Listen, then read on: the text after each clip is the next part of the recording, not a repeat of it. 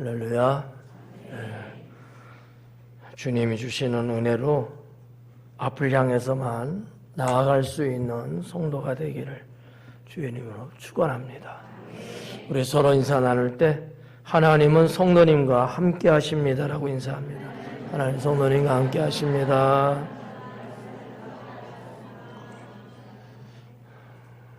오늘은 축복된 성도라는 제목으로 말씀을 전하고 함께 은혜 받으면서 제목만 축복받는 성도가 아니고 정말로 삶 속에서 하나님의 축복을 받는 성도가 되기를 소망합니다. 여러분의 사랑과 기도 가운데 17명이 성지순례를 잘 다녀갔어요. 7차인데 이번 성지순례가 제가 볼 때는 말들을 제일 잘 들은 것 같아요. 그래서 32명인가 모두가 이렇게 다 되는데 그래도 우리 성도님들이 잘 따라주고 말썽 피지 않고 자기 멋대로 하지 않고 잘 해줘서 그냥 목사로서는 고맙고 또 교회의 위신도 세워줘서 고맙다라는 말씀을 드리고 싶습니다. 그런데 2%는 부족해. 잘했는데 2%. 뭐 2% 부족하지 않으면 또 그렇잖아요. 그래서 다음 8차가 언제 될지 모르지만 8차도 정말 성지를 순례하는 거니까 거기에 걸맞게 은혜가 넘쳤으면 좋겠다. 이런 소망을 가져봅니다.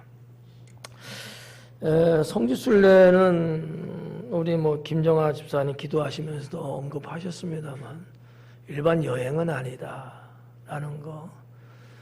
이거는 착각하면 안 돼요. 일반 여행은 그냥 제일 중요한 게 즐거운 거겠죠. 성지순례는 그렇지 않아요. 즐거움도 있지만 또 한편으로는 거기에는 고생도 있고 또 고난도 있고 여러 가지가 복합적인 것들이 함유되어 있는 그런 어떠한 순례입니다. 그렇기 때문에 마냥 좋은 것만 있지는 않아요. 때로는 고생이라면 고생이라고 할까? 고생도 각오해야 되고 어렵죠. 이번에도 그 날씨가 한 40도까지는 올라간 것 같아요. 그래갖고 움직임은 땀이야. 그래도 또 감사한 것이 온도를 또 하나님이 조절해 주시고 그래서 한편으로는 조금 속상하고 힘든 것도 있었지만 또 그런 와중에서도 또 하나님의 은혜를 체감할 수도 있는 그러한 시간이었다라고 볼 수 있습니다. 우리들에게 그 성지에 대한 설명을 또 해주신 목사님들이 트르키에 또 이스라엘 또 요르단 각자 이렇게 있었는데 그분들의 그 설명과 아울러 신앙에 대해서 언급하셨을 때 말씀 하나하나가 주옥 같고 정말 우리 성도들이 마음에 새겨야 될 그런 말씀들. 저는 개인적으로 이 세 분의 목사님들이 좀 신앙이 보수적이어서 정말 성경적인 관점에서 말씀을 해주시는 목사님들이었기 때문에 무엇보다도 좀 마음의 안도가 되었어요. 왜냐하면 가이드 정도 할 정도면 연령이 막 60대 이런 분들은 아니잖아요. 40, 50대 정도 되기 때문에 오늘날의 이 40, 50대에 해당되는 목사님들 중에는 자유주의 신학이라든지 해방신학이라든지 인본주의 사상을 갖고 있는 분들도 적지 않게 있거든요. 더군다나 해외에 나가서 생활하시면서 살다 보면 신앙의 끈을 조금은 놓치고 살 수도 있고 여러 가지 문제가 있을 수도 있을 텐데 그렇지 않고 목사님들이 좀 더 성경적인 신앙을 갖고 말씀을 해주셔서 저는 개인적으로 이 부분이 참 감사하다라는 생각을 가졌습니다. 오늘 이 축복된 성도라는 제목인데 성도는 크게 두 가지로 나눠볼 수 있습니다. 하나는 일반적인 성도가 있어요. 또 하나는 축복된 성도가 있습니다. 여러분은 어떤 게 좋을 것 같아요? 그렇겠죠. 네, 실제적으로 다 하나님을 믿어요. 다 하나님을 믿는데 그냥 하나님 믿는 거로 그냥 고만고만해요. 근데 어떤 분들은 하나님을 믿는데 늘 하나님의 은혜를 입고 또 하나님 주시는 축복을 받고 세상을 살아가는 인생으로서 정말 문제가 없어요. 하는 일 잘 되고 길이 형통하고 이런 성도들도 있다는 사실이죠. 근데 좀 웃기지 않아요? 같은 하나님을 믿는데 왜 누구에게는 고달픈 인생이고 누구에게는 행복한 인생일까? 이게 현실이거든요. 모든 사람들은 다 한결같이 축복된 성도 되기를 원하죠. 그거 원하지 않는 사람이 있겠어요? 다 원하죠. 그런데 그렇지 않아요. 거기에는 분명한 이유가 있지 않겠는가 이렇게 볼 수 있습니다. 오늘 전하려고 하는 말씀의 내용들은 성지순례를 하면서 제가 발견한 4가지 정도의 내용을 전하려고 합니다.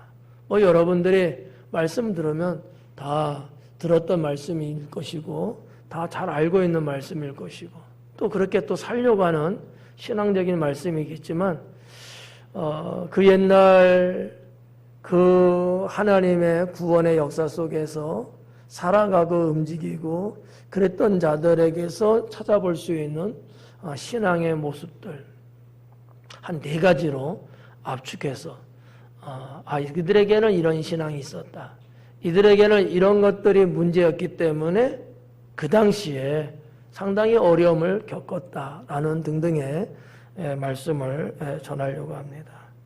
여러분들이 말씀을 들으면서 여러분의 신앙으로 다시 한번 다질 수 있는 그러한 시간 되기를 축원합니다. 첫째는 축복된 성도는 어떤 성도냐? 믿음으로 살아가는 성도라고 볼 수 있습니다. 믿음으로 살아가는 성도가 축복된 성도다. 하나님의 역사는 믿음의 역사고요. 또 하나님의 구원도 믿음의 구원이죠. 믿음 없이는 말할 수 없을 만큼 하나님은 언제나 우리들에게 믿음을 강조하셨고 믿음을 찾으셨고 믿음 없이는 하나님께 나아갈 수 없다고 히브리서에 말씀하고 있잖아요. 믿음만이 우리에게 유일한 겁니다. 다른 건 다 잃어버려도 믿음만큼은 잃어버려서는 안 된다라고 하는 사실이죠. 믿음의 선진들을 보면 그들의 믿음은 어땠을까? 이런 거예요. 오직 믿음. 오직 믿음. 믿음은 믿음인데 여기도 몇 퍼센트 믿음이냐 이게 있어요. 어떤 사람은 믿음은 있는데 한 30% 정도밖에 없어요. 어떤 사람은 50%. 어떤 사람은 100%. 여기 계신 여러분들 본인들은 믿음이 몇 퍼센트인지 한번 생각해 봐요. 믿음은 다 있을 거예요. 성가대도 있으시죠? 네. 여러분도 있으시죠? 몇 퍼센트냐가 중요하다는 거죠. 정말 어떤 사람은요, 이러면 안 되지만 10%밖에 안 되는 믿음의 사람도 있습니다. 10%. 그것도 많죠? 많은 거예요? 10%? 아니죠. 그러니까 하나님이 원하시고 하나님이 우리에게 말씀하시는 믿음은 100%입니다. 하나님 나라는요, 99% 갖고 못 가요. 잘 알아야 돼요. 하나님 나라는 100%입니다. 순금도 99.9라 하잖아요. 생각나는 게 없어요? 그까지 금이 99.9%예요. 0.1%만 없는 99.9라고. 그러면 적어도 우리의 믿음은 99.9 이상은 돼야 되지 않을까? 100%예요. 거기에서 몇 퍼센트가 빠졌다? 그 믿음 갖고는 하나님의 역사가 일어나지 않아요. 하나님이 역사하시고 하나님이 은혜 주시고 하나님이 축복할 때는 100%의 믿음을 보십니다. 네. 저는 목회를 하면서 또 목회하기 이전에도 성도님들 주변 분들을 이렇게 보죠. 분명히 하나님을 믿는 건 사실이고 현실인데 믿음이 부족한 부분들을 봐요. 그분들에게서는 기대할 게 없어요. 하나님이 우리에게 말씀을 통하여서 하시는 믿음의 실제적인 내용들은 오직 믿음이라는 거죠. 그래서 종교개혁 당시에도 부르짖고 외쳤던 것 중에 하나가 오직 믿음이라는 거예요. 예, 오직 믿음. 예. 그거 하나 갖고 그 험악한 세상 속에서 신앙을 지켜내고 버티고 오늘에 이르기까지 그 신앙을 가질 수 있게 해줬다는 사실이죠.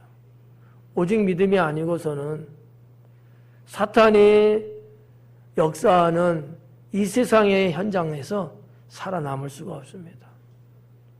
오직 믿음이에요. 저는 이거를 100%라고 표현합니다. 오직 믿음의 사람들은 어떻게 살아갈까요? 하나님을 의지하죠. 어떠한 상황에서도 하나님을 의지하는 그런 신앙이 있죠. 여러분들이 잘 아는 다니엘과 그의 세 친구. 오직 믿음이 아니고서는 그 죽음의 현실 앞에 그들은 살 수가 없었습니다. 그러나 오직 믿음, 하나님만을 의지하는 신앙, 그걸 통해서 다니엘도 그의 세 친구도 죽음에서 하나님의 구원을 입었습니다. 사랑하는 여러분, 여러분은 하나님을 의지하는 게 어느 정도인가요? 하나님을 의지하는 것. 내가 비록 죽더라도 내 목숨이 끊어진다 할지라도 하나님을 의지는 하십니까?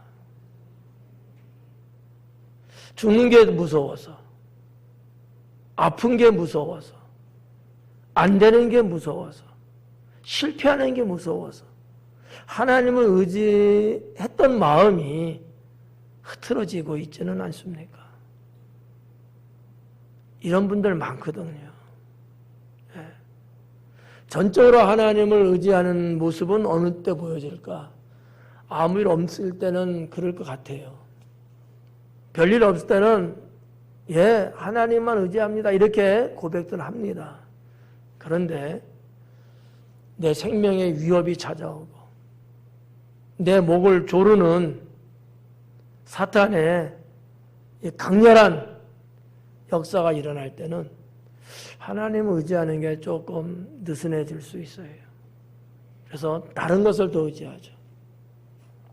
사람을 의지하게 되고 권력을 의지하게 되고 때로는 돈도 의지하게 되고 하나님보다 더 의지하는 것들이 여기저기 막 생긴단 말이죠. 여기에는 하나님이 역사하지 않습니다. 그러니까 왜 나한테는 하나님의 역사가, 하나님의 능력이 왜 나타나지 않을까? 거기엔 다 이유가 있는 거예요. 그 이유를 나한테서 찾아봐야 돼. 나한테 오직 믿음이 없기 때문이라는 거죠. 하나님만을 의지하는 그런 어떤 의지성이 결여됐기 때문에. 하나님은 놔두는 거예요, 그냥. 그래, 네가 나보다 더 의지하는 게 있으니까 그래, 그쪽에 매달려 봐라. 하나님 돕지 않습니다. 근데 내가 죽으면 죽을지라도 나는 하나님밖에 없습니다. 저를 죽이든지 살리든지 이런 신앙으로 갈 때 하나님은 구원의 손길을 주신다라고 하는 사실이죠. 성경에서 말씀하고 있는 신앙은 바로 그런 거다라는 거예요. 저는 여러분과 신앙을 놓고 타협하고 싶지는 않습니다. 여러분의 눈치를 보고 여러분하고 관계가 좋기 때문에 여러분에게 싫은 소리 하지 않으려고 하는 목사가 되고 싶지는 않습니다. 오직 하나님의 말씀을 있는 그대로 전하고 싶습니다. 여러분, 반복되는 말씀이지만 하나님보다 더 의지하는 것이 내게 있을 때는 내가 추구하는 것이 안 됩니다. 생각해 봐요. 그러면 본인들이 뭐라고 생각할까요? 하나님 때문에 내가 잘 된 게 아니고 내가 이것 의지해서 잘 됐다고. 내가 사람을 의지해서 잘 됐다고. 내가 돈을 의지해서 잘 됐다고. 권력을 의지해서 잘 됐다고. 심지어는요, 내가 귀신을 의지해서 잘 됐다고 생각할 수 있습니다. 하나님을 의지하는 게 아니고 이상하게 귀신을 의지해요. 한 예를 보면 이런 거 있잖아요. 뭐 띠를 갖고 신수를 본다든지, 아니면 뭐 어떤 유명한 사람이 있다가 거기에 기가 솔깃해 갖고 거기에 기웃기웃거린다든지, 그런 것들은 다 귀신을 더 믿고 의지하는 거예요. 네.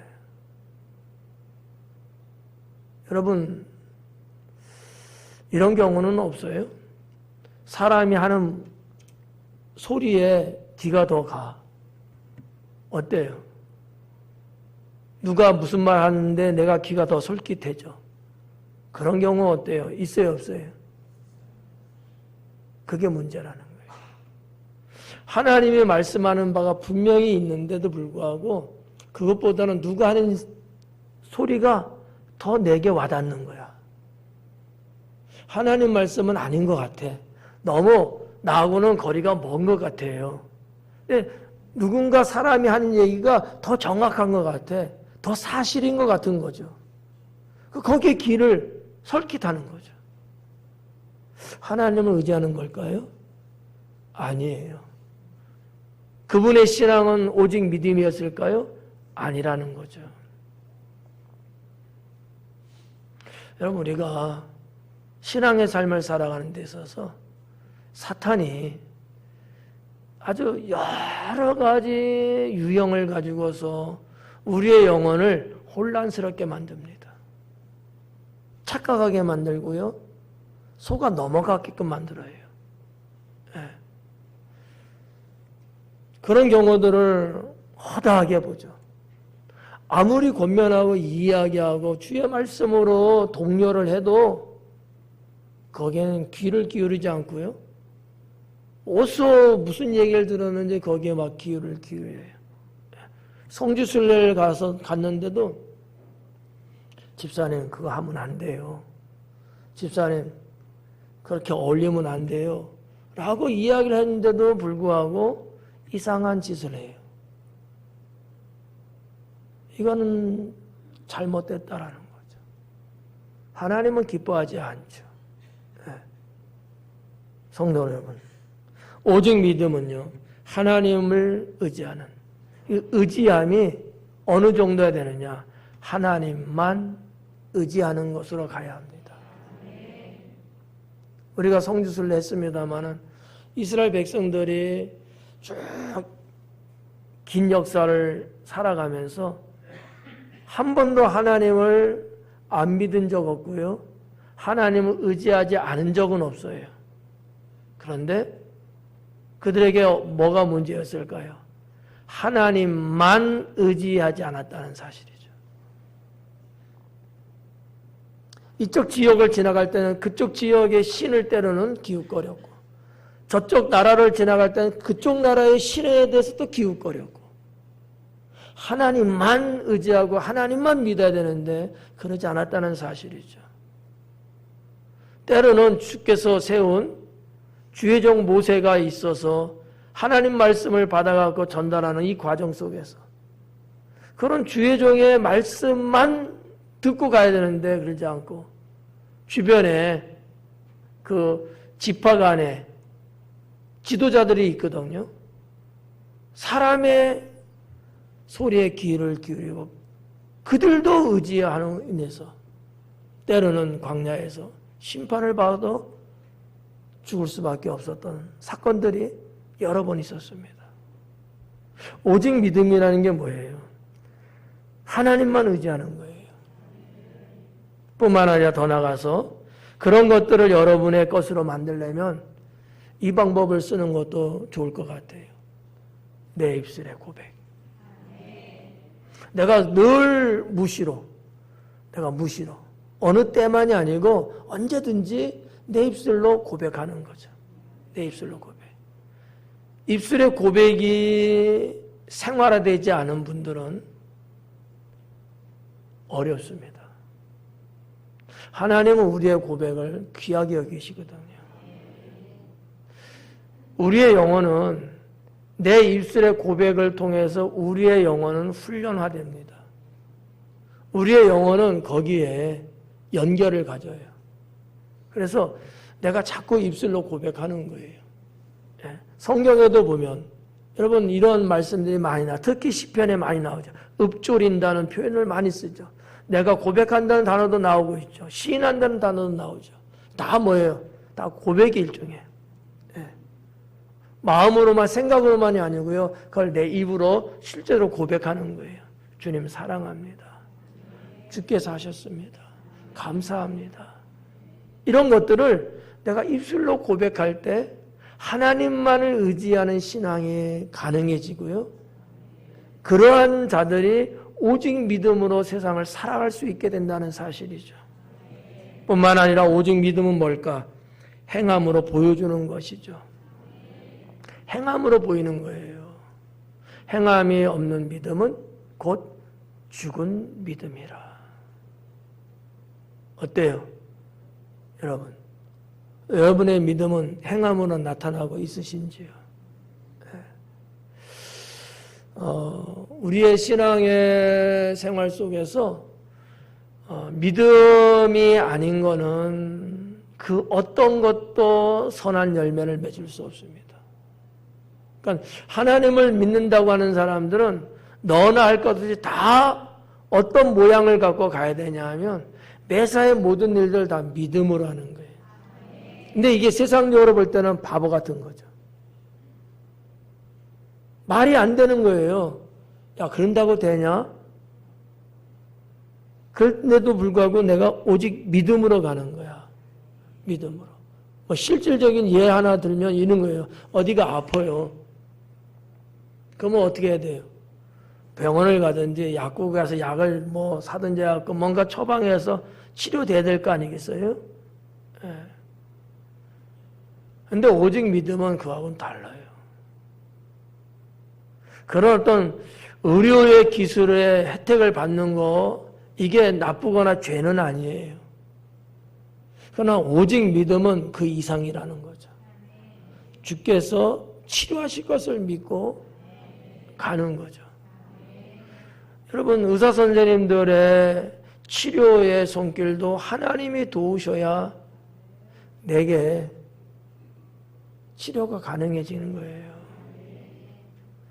약국에서 약을 타갖고 여러분 복용을 하는 문제도 하나님이 도우시는 은혜가 있어야지 그 약의 효과가 더 나타나는 거예요. 그런데 신앙은 완전히 배제하고 뭐 치료받으면 되지, 약 먹으면 되지. 이건 오직 믿음은 아니다라는 거죠. 오직 믿음은 그와 같은 일이 있을지라도 주님 앞에 완전히 결단하고 100% 내가 올인해 들어갈 때, 현대의학이 여러분 얼마나 많이 발전됐습니까?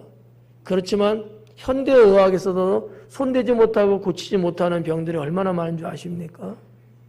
그러나 하나님은요, 못 고치시는 것이 하나도 없습니다. 오직 믿음이라는 것은 매사에 뭐가 되든지 간에 내가 믿음으로 하는 거예요. 믿음으로. 여기에 계산을 하고 따지고 이게 뭐 어쩌고 저쩌고 그건 오직 믿음 아니에요. 믿음 30% 50%밖에 안 되는 거예요. 오직 믿음은 100%입니다. 네. 매를 맞아도 그냥 믿음으로 맞는 거야. 우리 믿음의 선진들은 그런 고난을 받으셨어요.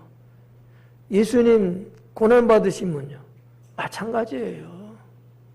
좋은 일이나 안 좋은 일이나 기쁜 일이나 슬픈 일이나 인생의 행복이든 불행이든 뭐가 되든지 간에 오직 믿음으로 나아갈 때 그 생명이 의미가 있는 거고 영생하는 거죠. 오직 믿음이라는 건 그런 거예요. 이것 띄고 저것 띄고 아닙니다. 뭐가 되든지 간에 믿음으로 하는 거예요. 하나님은 그거를 원하신다라는 거죠. 네. 믿음으로 사랑하는 성도가 축복된 성도인데, 그러면 이 오직 믿음을 유지하고 오직 믿음을 가질 수 있게 하는 방법 중에 하나가 뭘까? 하나만 말씀드리면 예배 생활입니다. 뭐 수없이 많이 있겠죠. 다 말씀드릴 수는 없고 여러분 뭐 다들 아실 테니까 하나 콕 집는다면 가장 중심적인 거 예배입니다. 왜냐하면 예배는 하나님이 언제나 함께 하시기 때문에. 다른 거는 주님이 함께 안 할 수 있어요. 다른 거는요, 주님이 그 자리에 안 계실 수 있어요. 그러나 예배의 자리에는 언제나 하나님이 계신다는 사실. 하나님은 우리에게 찾아오시는 방법 중에 하나가 예배고요.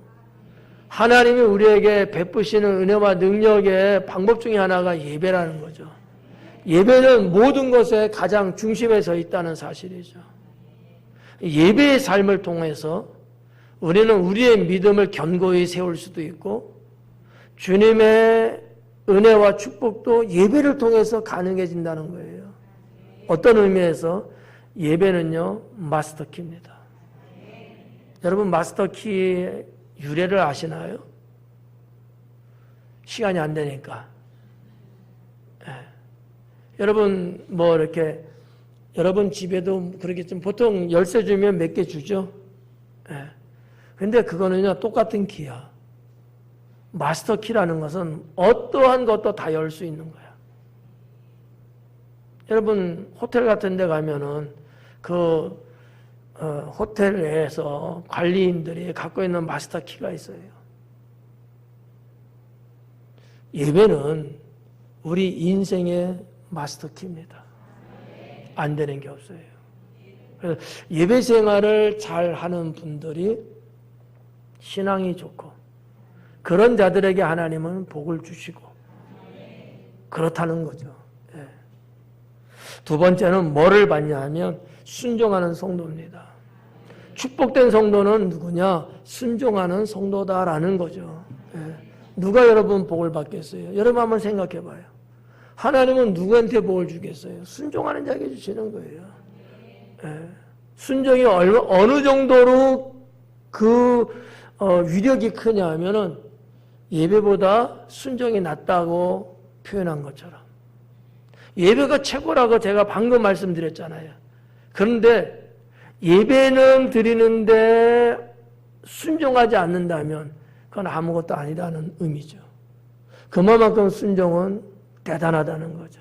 만약에 아담과 하와가 하나님 말씀에 순종을 온전히 했다면 죄악이 이 땅에 들어왔겠냐는 거죠. 불순종으로 인해서 죄가 이 땅에 왔거든요. 네. 그러니까 하나님이 우리에게 주시는 내용들, 이 성지순례를 하면서 그 전 과정을 우리가 통틀어 봤을 때 저들의 모습 속에 뭐가 문제였을까? 불순종이었어요. 불순종 때문에 고생하고 불순종 때문에 죽어가고 애굽 여러분 고센 땅 라암셋에서 이스라엘 가나안 땅 들어가는데 일주일에서 열흘이면 들어갑니다. 제가 그 길을 걸어가 보진 않았지만 그거를 연구하는 학자들이나 또 그 길에 아주 너무 그냥 잘 알고 있는 그런 사람들 한 얘기를 따라 보면은 일주일에서 열흘이면 간다는 거예요. 근데 왜 40년 동안 왜 헤맸냐고요? 왜 못 돌아갔냐고요? 불순종하는 이스라엘 백성들을 하나님이 그냥 들어갈 수 있게끔 하지 않으셨다는 사실이에요. 그러는 사이 그들은 광야에서 다 죽습니다. 20세 이하의 어린 아이들만 하나님이 살려주시고요. 그 이상의 사람들은 청년일지라도 다 하나님이 그 땅에서 죽게 했어요. 왜요? 불순종이에요. 그러니까 성지순례의 여정을 쭉 볼 때 믿음의 사람들의 모습을 볼 수 있고 순종의 사람들을 볼 수 있는 거지. 그렇게 불순종하는 가운데서도 순종하는 사람이 있었어요. 그들은 살았어요. 그들은 가나안 땅에 들어갔어요. 그들은 축복을 받았다고요. 네. 여러분 말씀에 순종하는 성도가 될 수 있기를 권면합니다. 말씀에 순종해야 돼요.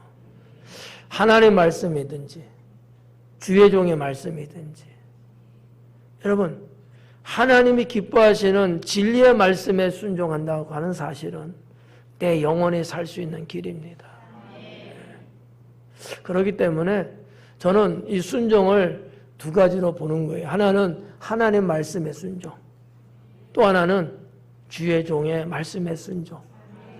뭐가 되든지 순종해야 된다. 물론 주의 종이라고 해서 100%가 다 옳은 사람은 아닐 수 있어요. 잘못된 주의 종이라면 순종하면 안 되겠지요. 싹군일 테니까. 그러나 그렇지 않고 주의 종을 신뢰하고 믿을만 하다면 순종하셔야 합니다. 출애굽에서 그런 것들을 볼 수 있다는 거죠. 하나님이 세운 모세, 여호수아, 그 외에 여러 선지자들 다 주의 종들이죠. 순종했을 때 하나님이 역사했고요. 순종했을 때 병이 났고요. 순종했을 때 그들이 가는 길이 형통했었거든요. 불순종할 때는 하나님이 그 인생을 가로막습니다. 이게 성경의 역사예요. 두 번째 말씀드리고 싶었던 것이 순종하는 성도가 돼야 된다는 거죠. 세 번째는 충성하는 성도가 축복된 성도다라는 겁니다. 축복된 성도는 어디를 봐도 충성하는 모습이 있더라라는 거죠. 왜냐? 여러분 한번 생각해 봐요. 하나님께 충성하는데 하나님이 그를 축복하지 않고 누구를 축복하겠어요? 하나님은 모든 것의 주인이시거든요. 모든 게 다 하나님 거예요. 하나님이 마음만 먹으시면 못 줄 게 없고요. 못 하신 일이 없거든요. 근데 우리가 성경을 익히 알고 있잖아요. 성경에도 기록된 내용들 보면 충성하는 사람들이 많이 나오지 않습니까? 그들이 한결같이 하나님의 축복을 받더라라는 얘기예요. 그런 걸 보면 우리가 알 수 있잖아요. 야, 하나님께 충성하니까 야, 복 받더라. 하나님께 충성하니까 막 잘 되더라. 보면 알잖아요. 근데 하나님께 충성 안 하고 요령 피우고 눈치나 보고 자기에게 맡겨진 거 하지 않고 얼쩡거리긴 하고 이런 사람들은 하나님께 잘된 사람이 없거든요. 충성하는 자가 하나님 복 받는다는 것은 기정사실이에요. 여러분 세상에서도 충성하는 직원들, 회사원들, 노동자들 충성하는 사람들이 여러분 뭘 하나 받더라도 더 받는 거 아니겠어요? 고마우니까 잘하니까 더 줄 거 아니에요. 여러분 자기 맡은 일에 충성을 안 하는데 언제든지 남들하고 똑같이 받으려고 하는 사람도 있더라고. 응? 성과금 같은 거. 시간만 때우고 요령이나 피고 잔깨나 부리는 사람인데도 성과금 줄 때 다 받고 싶어 하더라고. 안 주면 또 뭐라 그러지? 받을 자격 없어. 그건. 그렇잖아요. 나에게 주어지고 내가 해야 될 일에 충성을 다해서 열심히 일을 하고 심지어는 그보다 더 한 사람들이 받는 게 성과금이에요. 그렇잖아요. 받은 거 다 토해서요. 그게 맞아. 회사, 직장 생활하면서도 여러분 정말 충성스럽게 일하는 사람들에게 더 주는 게 맞는 거예요. 근데 그렇게 일도 안 하면서 꼬박꼬박 받으려고 한다? 그건 잘못된 거지. 근데 어쨌든 간에 계약을 했으니까 주겠지. 근데요, 주인이 볼 때는 정말 그 이상으로 충성하는 거야. 그러면 보너스라는 단어 있죠? 그게 보너스예요. 더 주는 거예요. 덤으로 더 주는 거야. 근데 누구는 주고 누구는 안 줘. 왜 안 주겠어? 주인이 볼 때 별로 일하는 게 시원찮거든. 아깝죠. 왜 안 아깝겠어요? 근데 정말 열심히 해주는 거야. 자기 일처럼. 고맙죠. 주고 싶죠, 그러니까. 우리 하나님은 어떻겠어요? 사람들도 그러는데 우리 하나님은 어떻게 했냐고요? 충성하는 자에게 하나님은 축복하십니다.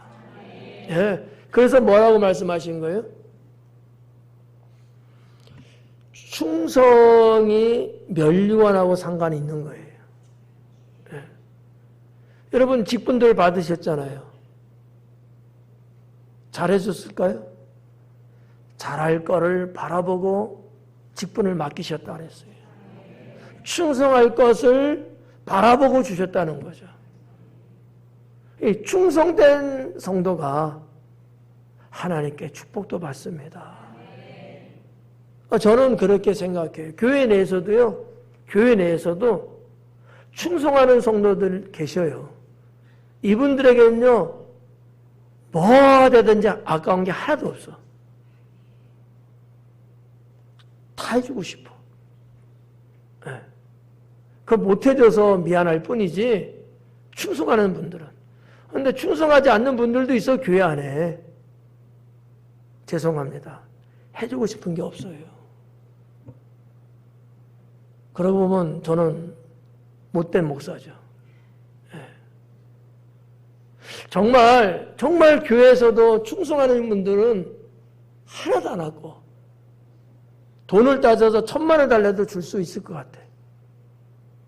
충성 안 하고 그런 분들은 1,000원도 아까워요. 죄송해요. 이런 말해서. 솔직하게 드리는 말씀이에요. 충성하지 않는 성도는 하나님이 축복 안 합니다. 충성하는 성도는 하나님이 축복합니다. 어렵지 않잖아요. 간단하죠? 어떤 성도 되실래요? 충성하는 성도가 돼야 되는 거예요. 사람도 그렇거늘 선하신 하나님은 어떠시겠느냐라는 거죠. 그럼 우리는 어디에 충성을 해야 돼요? 맡은 일에 충성을 해야죠. 맡은 일은 어떤 것들이 있어요? 직분이 있고 직책이 있고 이렇게만 보자고요. 그냥 내가 맡은 일이 있어. 맡은 일. 저도 맡은 일이 있어. 저도 설교 맡은 일이에요. 예. 여기에 내가 충성을 안 해. 설교 시간 때우기를 하는 거야. 그러면 성도는 눈치 있는 사람 할 것 같아.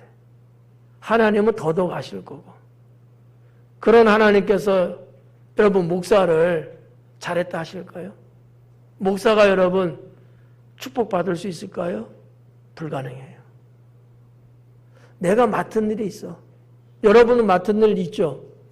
맡은 일에 충성하셔야 되는 거야. 아, 내가 맡은 거는 이건데 여긴 충성 안 하고 남이 맡은 일에 자꾸 눈독을 들여. 거기 가서 자꾸 얼쩡거려. 거기 가서 뭔가 참견하려고 그래. 이건 틀렸어. 그거는 그 맡은 사람이 하는 거고 내가 맡은 일에 대해서 충성을 다해서 땀방울을 흘려야 되는 거예요. 하나님은 그걸 원하신다라는 거죠. 그래서 각자에게 주신 뭐가 있다? 직분이 있다라고 성경은 기록하고 있는 거예요. 각자에게 맡겨주신 달란트가 따로 있다는 거예요. 그 달란트에 충성해야 된다는 사실이죠. 예.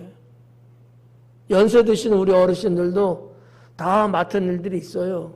충성하셔야 돼요. 난 나이 먹었으니까 다 손 놓고 안 돼요. 안 됩니다.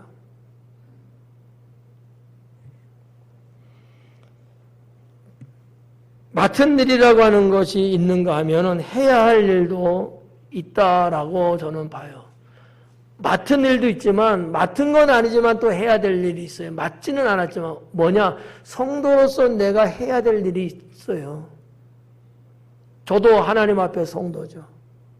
여러분도 성도고요. 목사라고 하는 이 직분에 맡은 일이 있지만, 이거 말고도 하나님을 믿는 성도로서 그리스도인으로서 또 해야 할 일들이 있단 말이죠. 이런 것들에 대해서 여러분 충성해야 된다라고 하는 거죠. 예. 마지막 네 번째는 자신을 관리하는 성도가 하나님의 축복을 받습니다. 예. 구원의 역사를 쭉 보면서 또 가이드 목사님들의 설명을 또 들으면서 여러 가지 내용들을 우리가 보게 되는데 참 안타깝고 씁쓸한 것이 뭐냐면 자기 관리 못해갖고 하나님 나라 못 들어가고 이런 사건들이 있단 말이죠. 그들이 하나님 안 믿은 건 아니에요. 하나님께 열심히 안 한 것 아니에요. 그런데도 불구하고 결론적으로는 하나님 땅에 못 들어갔어요. 그 대표적인 게 모세입니다. 제가 평소에도 말씀드렸잖아요. 모세는 얼마나 억울할까? 모세는 얼마나 슬플까? 그 고생 그 이스라엘 백성을 애굽 땅에서 데리고 나오면서 얼마나 고생했어요. 나는 가나안 땅에 못 들어갈 거야 라고 생각해 봤을까요? 한 번도 그 생각은 안 했을 거예요. 내가 이 하나님의 자녀들 다 이끌고 저 가나안 땅에 들어간다고 생각했단 말이지. 근데 하나님은 넌 안 된다. 넌 안 된대요. 왜요? 자기 관리 못했어요. 물론 원인은 백성들이 제공했지. 속상하게 만들고 화나게 만들고 분노나게 만들고 그러나 하나님이 하시는 말씀들을 하지 않고 자기의 감정관리 못하고 성질을 부림으로 인해서 나도 저기 가고 싶어요. 넌 안 된다. 하나님은 모세를 가나안 땅에 들어가지 못하게 합니다. 제가 늘 평소에도 말씀드리잖아요. 자기 관리 잘해야 된다. 어떤 걸 관리를 잘해야 될까? 신앙 관리 잘해야 합니다. 두 번째는 감정 관리 잘해야 합니다. 세 번째는 인성 관리를 잘해야 합니다. 네. 시간이 안 돼서 그냥 잘라서 그냥 이렇게만 말씀드립니다만은 아무튼 자기 관리를 잘 하는 자가 축복을 받습니다. 못하면 축복 못 받아요. 받은 것조차도 다 빼앗깁니다. 속상하지 않아요? 네. 잘했을 때는 축복을 주신 것 같은데 그러지 않을 때는 이 축복이 날아가 버려요. 허무하잖아. 속상하잖아요. 네. 그러니까 내 관리를 잘해야 돼. 남 참견하지 말고 우선 나부터 관리를 잘해야 돼.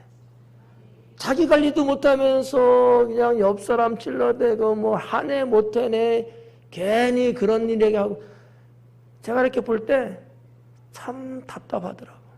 아니, 자기 자신이나 잘하지 뭐 남까지 참견하고 하네 못하네 그러냐고. 그러지 마요. 나 자신을 관리를 잘하면서. 예. 참 이게 맹점이야. 맹점이야. 우리 모두에겐 다 그런 게 있을 거야 아마. 다 있을 거야. 자기 흠은 생각지도 않고 남의 흠만 눈에 담으려고 하는 사람들. 그래서 이래라 저래라 그래. 이래라 저래라. 자기나 잘하지.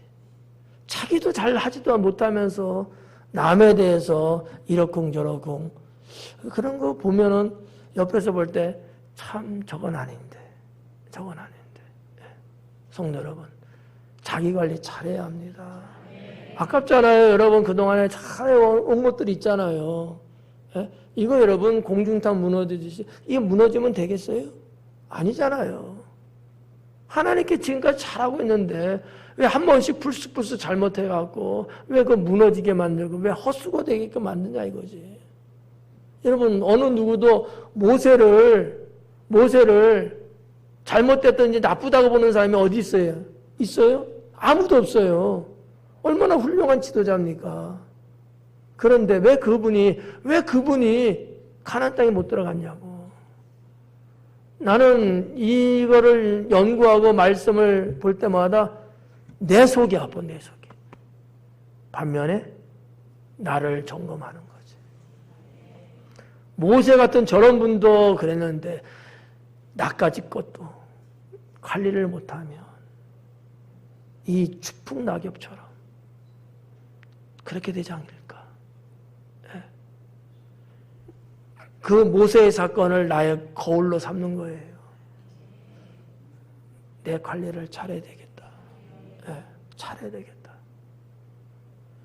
사랑하는 성도 여러분, 하나님께 축복받는 성도가 되기를 주님의 이름으로 축원합니다.